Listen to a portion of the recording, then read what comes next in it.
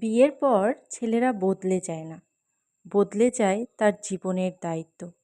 একসময় যে ছেলে শুধু মায়ের কথা ভাবত, বিয়ের পর তাকে স্ত্রী, সংসার ও ভবিষ্যৎ নিয়ে সব কিছুর কথা ভাবতে হয়। মায়ের প্রত্যাশা থাকে ছেলে যেন আগের মতোই থাকে, আবার স্ত্রীর চাওয়াও থাকে স্বামী যেন তাকে গুরুত্ব দেয়। দুই দিক সামলাতে গিয়ে অনেক ছেলে নিজের কষ্টটুকু কাউকে বলতে পারে না। মায়ের সামনে নিজের দুর্বলতা দেখায় না, স্ত্রীর কাছেও সবসময় নিজের চাপের কথা বলে না। দিন শেষে ক্লান্ত শরীর নিয়ে ঘরে ফিরে, অথচ তার মনের ক্লান্তিটা বোঝার মতো মানুষ খুব কম থাকে।